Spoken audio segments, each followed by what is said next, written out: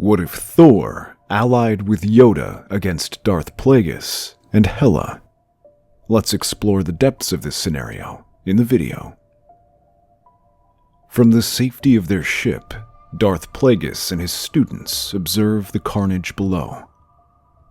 A horde of creatures, foul as any creation of the Sith, come rushing across the field, ripping and tearing through the poorly prepared militias. At the center of this army is a pillar of pure light that shoots across the sky. While it is beautiful, nothing is majestic about the creatures that come rushing out. The last to appear isn't one of the monsters, but a young woman in black armor with a spiked helmet. Plagueis feels his master start to sit up straighter as he watches the woman join the fight. Shaking shadowy hands tendril into knives, and she hurls them at her foes. More importantly, there is a power in her, a dark presence that surpasses anything the Sith Lord has ever felt, even his master. With such power at her disposal, it is little surprise that she makes short work of her opponents. Her foes fall like leaves everywhere she goes, until her forces are the only ones left standing. Only then does Plagueis order Palpatine to take them down. They head directly towards her as her army prepares to depart. The berserkers growl and prepare to charge them as they descend their ship, but Hela orders them back and examines the new arrivals. A faint smile plays on her face as she watches them, looking over at the misshapen Dark Lord. I am Hela, Queen of Asgard and Goddess of Death. You two creatures have the honor of being the first to swear fealty to me. We would be honored, Your Grace, but I believe there is more to gain by working together. And what makes you think I would need your help, creature? I sense you are not from here, Great One. If you plan on conquest, you will face many challenges. It would be in your best interest to have servants like us, those who can provide our expertise. I only ally with the strong. She snaps her fingers, and suddenly her berserkers rush forward. Palpatine and Plagueis stand back to back as they ignite their lightsabers. As these undead warriors rush at them, the two move at blinding speeds, cutting down anything that gets in their way. Their lightsabers seem closer to flashes of light than weapons. Hela watches as the pair manage to stand their ground as the undead warriors pile up at their feet. As the tide grows larger and larger, the pair simply raise their hands and unleash the dark energies of the Force upon the berserkers. Tendrils of lightning form around them, burning through the rotted flesh of these warriors. Suddenly, the charge stops as Hela raises her hand. I've seen enough. Very well. You wish for an alliance. Tell me what it is you want. What we want? Should we not be asking you that? I have not lived thousands of years by being foolish. All allies want something. We want precisely what you have just claimed. To live thousands of years and thousands more. My apprentice and I have many enemies, and the best way to defeat them is to outlast them. A high price. For that, I will expect a great service. And the service we offer is great.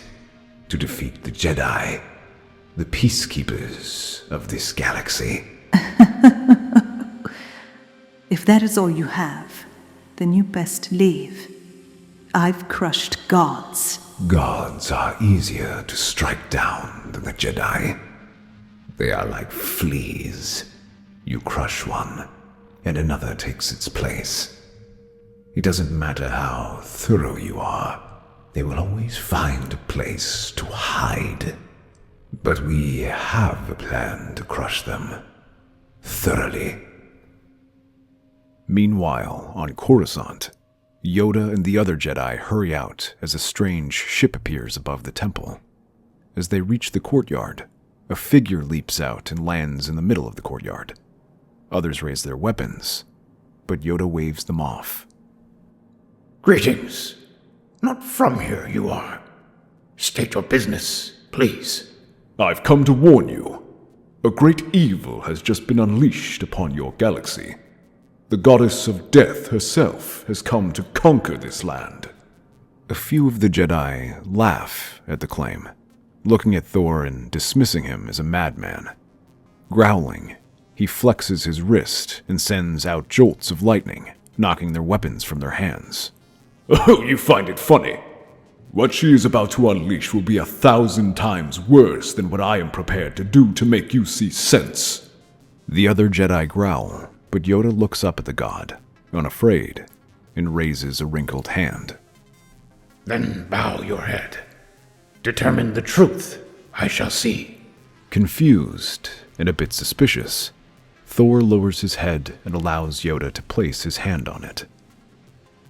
Suddenly, Yoda stumbles back as he sees the memories of Thor. He watches Hela emerge from the shadows of hell itself and beat him aside.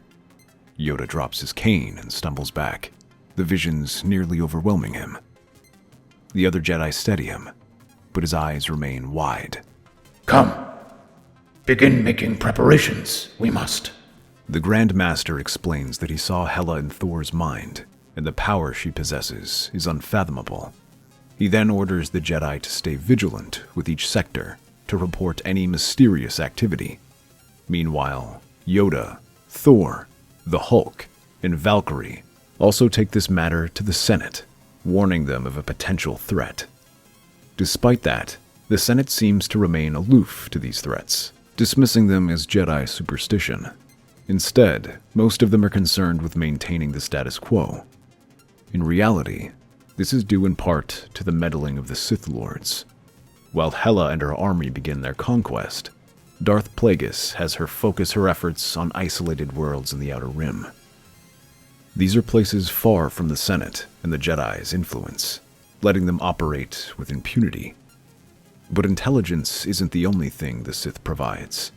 Using his influence on the banking clan, Plagueis funnels wealth and resources into Hela's army, allowing them to access ships and weapons.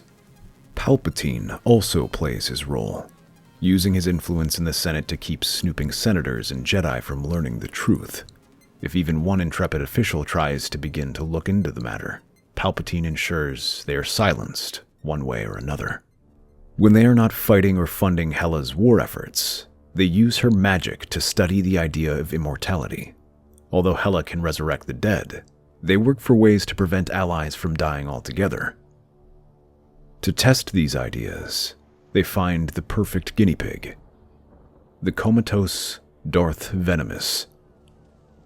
In the dark, cool air of their laboratory, Palpatine, Plagueis, and Hela stand underneath the eerie glow of Sith artifacts.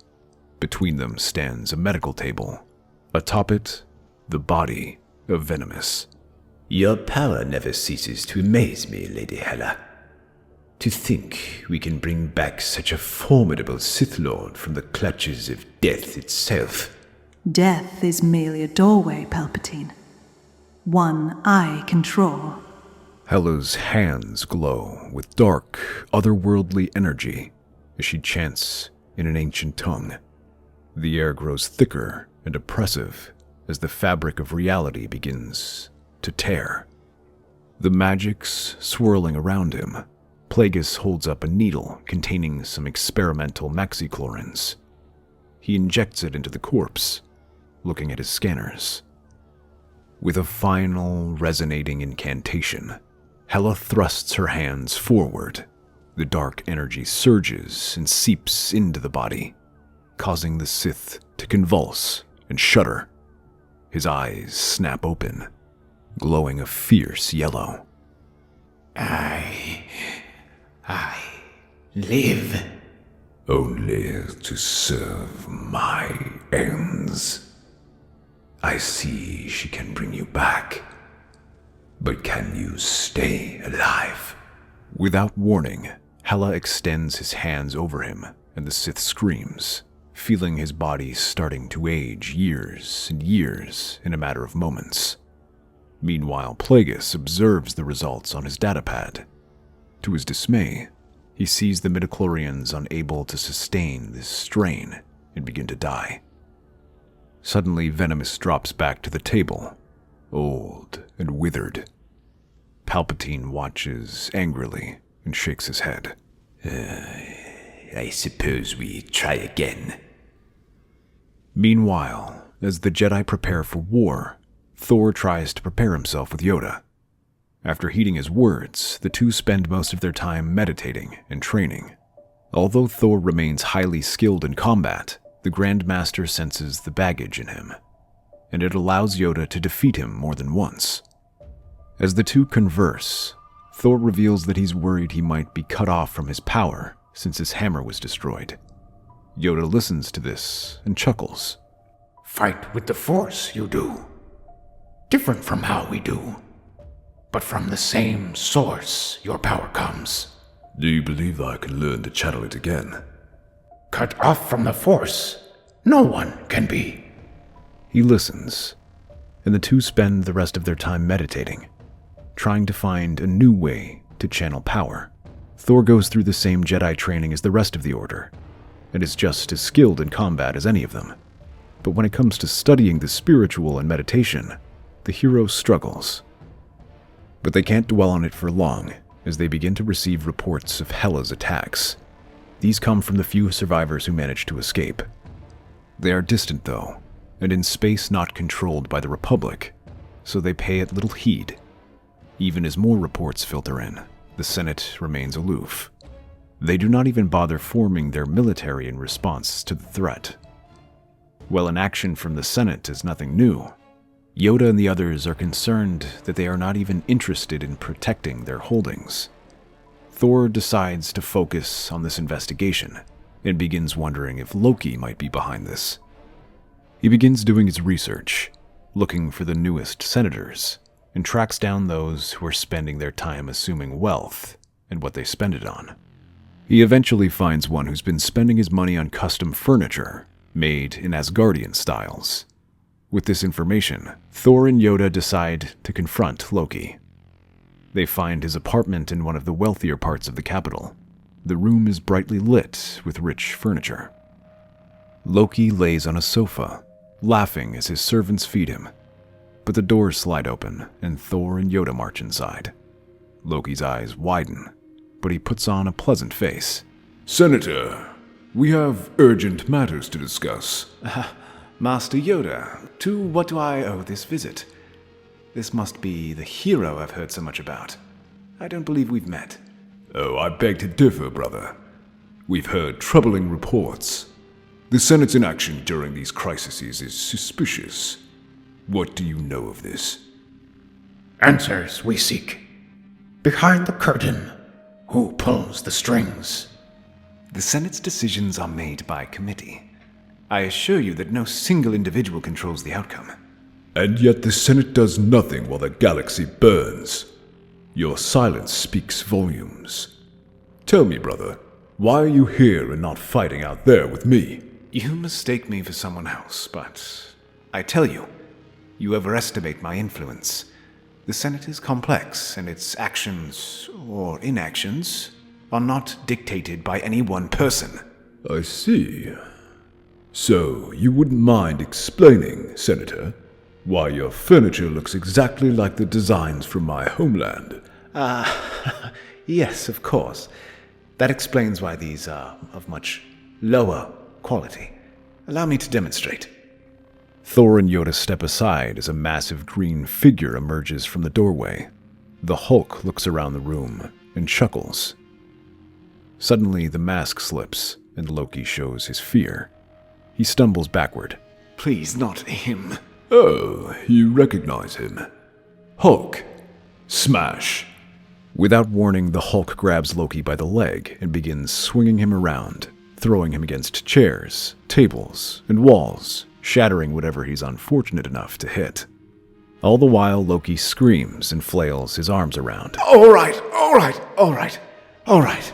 You found me. But I'm not the one you seek. I've had little action in the Senate, beyond stealing whatever money I can. Then why are you here, Loki? Why didn't you contact me? I was hiding, trying to avoid the chaos. I was planning to wait out this storm, but I can tell you who's influencing the Senate. Who is behind this, Loki? Tell us now. His name is Palpatine. He's a senator from Naboo. He's somehow more devious than me. More devious than you? Now that I must see. I can take you there. Hulk, watch you! The next day, Loki leads Palpatine out of the Senate building. The two are discussing some of the recent developments in the Outer Rim crisis. But the Naboo senator pauses and looks around the empty landing pad. Why have you brought me here, Loki? I thought you'd enjoy a little company. Just know it was nothing personal. Suddenly, Yoda, Thor, and the Hulk emerge from the shadows, surrounding the senator who draws his lightsaber. That's a nice-looking sword for a senator. Palpatine snarls, rushing at them with his weapon in hand. He slashes back and forth, forcing the trio to split up to avoid getting hit. Rather than circle them to attack, Palpatine rushes past them and sprints towards his speeder. As he prepares to leap into it, a shadow descends over him, and Valkyrie lands on top of his speeder, mounted on her winged horse. The roof of the speeder collapses under its weight, making it impossible to escape. Going somewhere? With his escape route gone, Palpatine shoves Valkyrie off her horse with a force push, then turns to confront his attackers. As the group closes in, he springs into action, his blade flashing and slashing in every direction, trying to prevent them from surrounding him. The dark side swirls around him, lending him his power. There's no point in hiding it anymore, as these people know who he is. The dark energy begins to glow brighter, causing the Hulk to cover his eyes and growl. This distraction is all Palpatine needs. He lunges forward, twirling his lightsaber and slashing at his legs, forcing the big warrior to stumble back. Now off balance, Palpatine headbutts him and sends him sprawling. Yoda leaps and twirls with his lightsaber, parrying Palpatine's strikes with incredible speed, before diving out of the way when Palpatine attacks. As the Hulk regains his bearings, he slams his foot on the ground, sending shockwaves and forcing Palpatine to leap. In the place of Mjolnir, Thor swings a heavy battle axe, forcing him to attack. Although none of the attacks land, it leaves the senator off balance. He realizes he can't keep this up and begins to strategize his next move, just as Valkyrie comes from behind and swings her sword. He sidesteps her attack and grabs her arm. Before she can pull away, he shoves her towards the Hulk. Palpatine parries another thrust from Yoda and then uses his free hand to unleash a torrent of lightning towards Thor, who he senses is the weakest. Thor tries to deflect the attack, but his axe shatters, and electricity courses through him. He stumbles to his knees and screams in pain. His body trembles from the attack. Palpatine laughs gleefully from the attack and unleashes a fresh barrage. The others pause and watch as Thor falls to the ground. As the lightning runs through him, Thor feels pain and a familiar feeling of power. He grits his teeth and snarls. Rather than resisting, he welcomes the lightning and lets it course through him. After a moment, he rises to his feet. Thor's eyes begin glowing a bright blue light as the lightning crackles across his entire form. I feel the power of the storm. The Naboo senator's eyes widen as he severs the connection, but the lightning continues to flow through him. The Asgardian smiles as he throws the lightning back at him, in the form of a single bolt. Palpatine screams and feels his robes starting to burn, and he tries to back away. After a moment, the lightning stops and Palpatine shakes, but the others surround him and raise their weapons. Enough. I yield.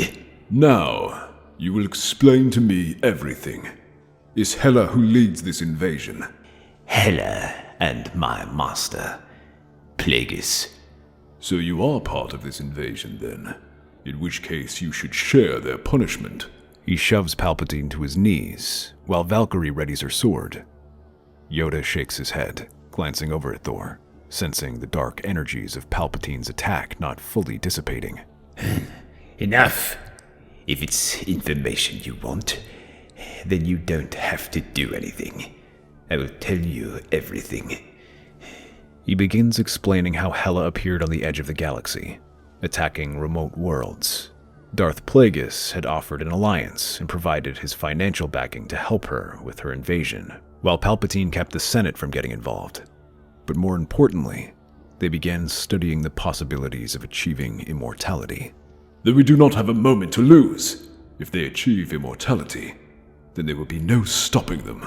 And you think of stopping them by yourself? You'd be fools. Heard enough from you, I have. Enough, perhaps, but not everything. A smile forms on his lips as he whispers a name, one who might be able to save them. Yoda's eyes widen as he stares at the senator, but then nods and orders the Hulk to escort him away. As the rest of them leave to escort Palpatine, Yoda pulls Thor back and clears his throat. Sense the power in you, I have. But take caution.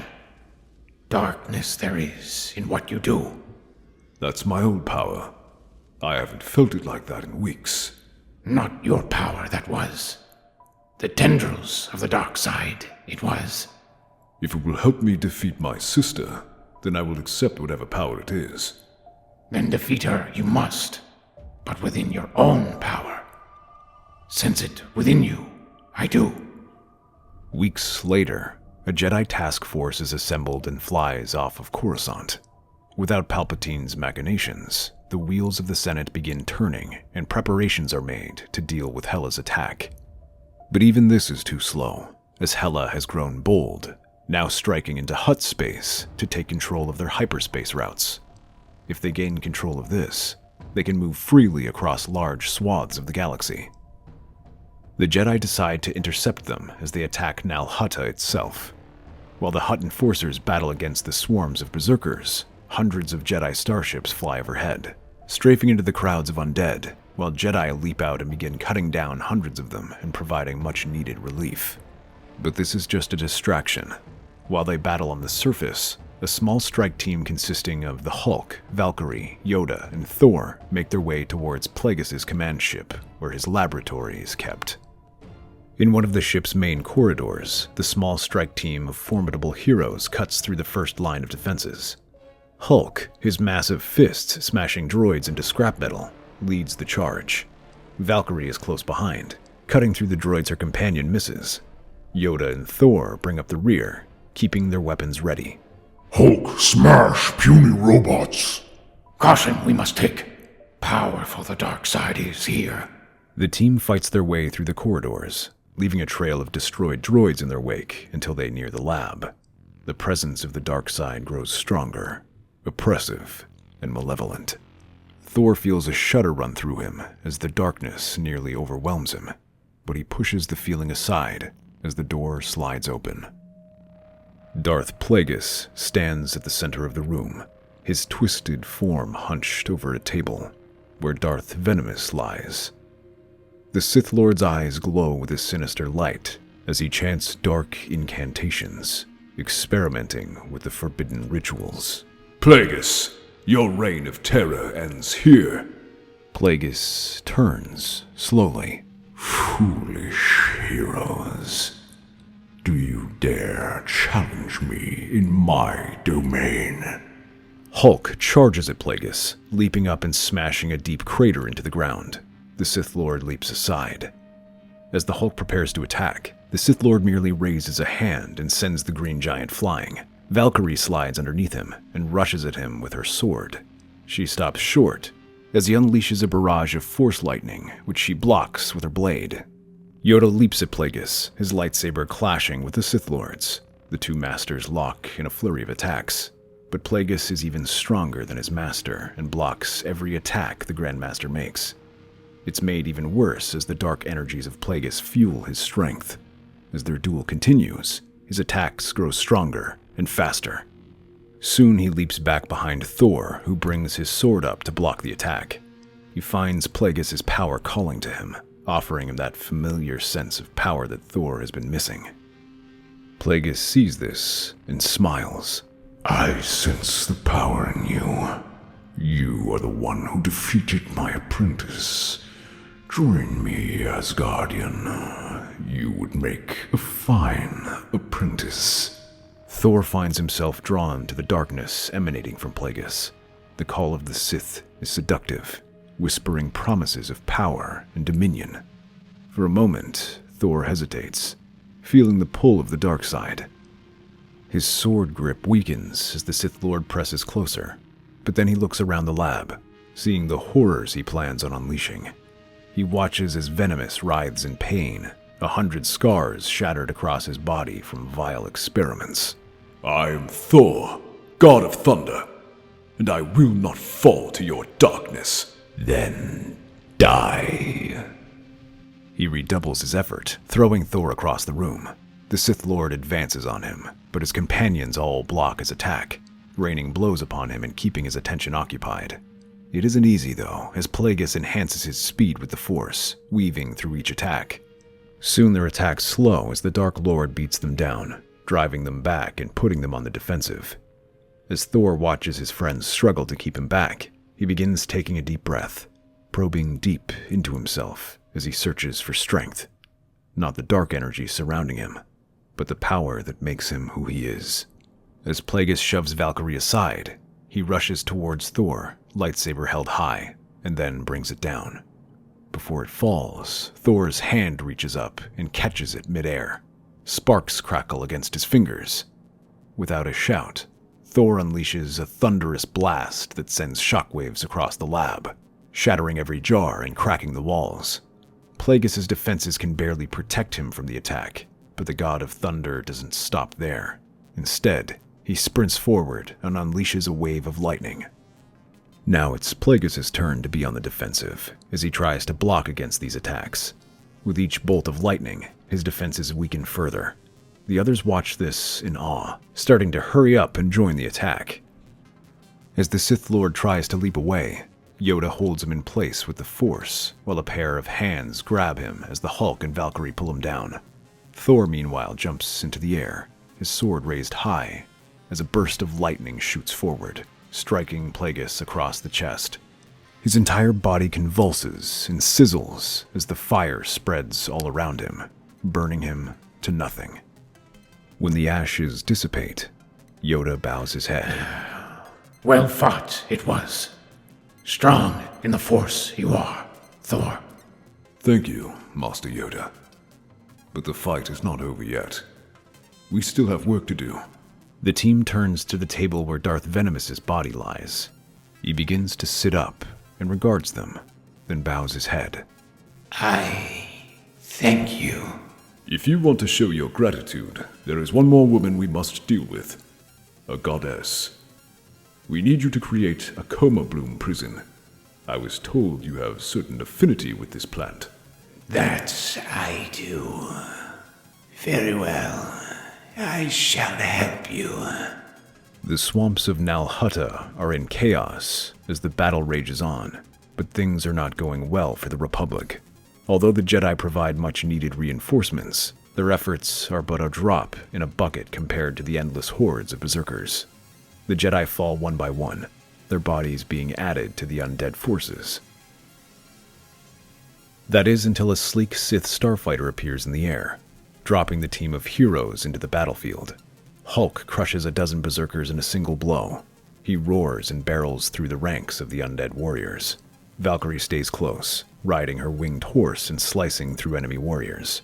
Yoda leaps over their heads, hopping through the crowds and making his way to the town where the Jedi and the Hutt forces are. But the greatest of them is Thor. With his newfound powers, he smashes through the armies, unleashing torrents of lightning that clear a path through the hordes. Each attack sets hundreds of these undead warriors up in flames as he makes a beeline toward Hela. Above him, Darth Venomous levitates towards him, his force powers sending undead flying.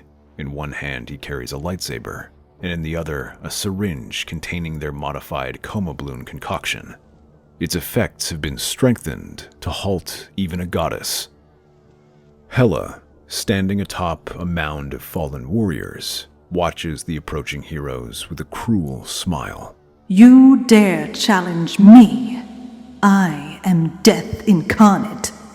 Thor and Venomous charge at Hela, the former coming in fast and sending a bolt of lightning her way, but the swift-moving goddess leaps aside and throws necro-daggers. Venomous and Thor block these with their weapons. Thor comes at Hela, his sword meeting her shadow blades. She hurls them at him or sends them rising from the ground. These come at different angles, sprouting in every direction and forcing Thor to slow down to watch his back. Thankfully, Venomous senses this, his body moving swiftly to dodge each attack. As one particularly large shard blocks its way, Thor barrels through it, letting the lightning crackle around him as he flies towards Hela with his sword ready. The goddess sprouts a pair of black shards in either direction to block his attack, but this distracts her long enough for Venomous to get in close and raise the syringe. Thor slams the hilt of his sword, sending a jolt of electricity coursing through her and leaving her body arcing back. Venomous aims at her neck, but a necro shard rips from the ground and runs through his hand. She smiles at him. You think to defeat me with a mere concoction? She twists, her dark magic flaring and forming daggers as she slashes Venomous down. As Venomous falls, the syringe slips from his grasp.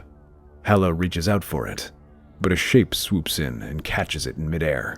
Not so fast, sister. Valkyrie circles, gripping the syringe like a dagger, and prepares to strike at her. Her horse charges, spectral wings beating the air. But Hela, with a flick of her wrist, sends a torrent of black spikes shooting upward. The spikes strike the horse's flank, and it bucks Valkyrie out of the air. The hero screams and tumbles towards the ground. In a sudden blur, one of the Jedi from the task force leaps up to catch Valkyrie, his form changing in midair until he lands on the ground as Loki, a mischievous grin flashing in the chaos. Your savior is here. Hulk roars and charges at Hela, his massive fists pounding the earth. Hela counters with a wave of necrotic energy, but Hulk's sheer brute strength allows him to push through, smashing the ground with a seismic impact that sends Hela skidding back. With the syringe in hand, Loki joins Thor in the fight against Hela. The two brothers slide underneath the Hulk as Hela throws him back. This ends now, Hela. Thor hurls a burst of lightning at Hela. At the same moment, Loki uses his magic to create multiple illusions of himself, each with a syringe. She lashes out at the illusions, but her strikes pass through them harmlessly. Trickery will not save you. Thor presses the attack, his sword striking with the force of a mountain. Hela deflects the blows, but her defenses crack and her movements grow more frantic. Loki, seizing the moment, uses his magic to immobilize her, spectral chains wrapping around her limbs. Now, brother. He throws the syringe towards Thor, who catches it and drives it into her neck. Thor feels the chemicals enter her body. Hela screams in agony as her body weakens, allowing the lightning to overwhelm her defenses. No! This cannot be. The Coma Bloom mixture courses through Hela, its amplified powers taking effect. Her strength wanes, and she collapses, defeated at last. With Hela's fall, the undead army begins to crumble. The berserkers, no longer under her control, disintegrate into dust. The battlefield grows silent as the last echoes of death fade away. Yoda, returning from the front lines, approaches the group. Victory we have achieved. Rest we must. Much work remains.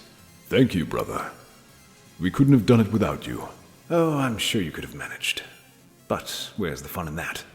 The heroes stand amidst the wreckage, their spirits lifted by the hard-won victory.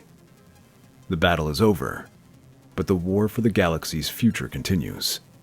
United and resolute, they prepare for the challenge that lies ahead. That's our theory. The Star Wars universe is a galaxy filled with exciting stories and possibilities, and we love exploring them. If you want to accompany us on this journey to a galaxy far, far away, then please like, share, and subscribe to our channel.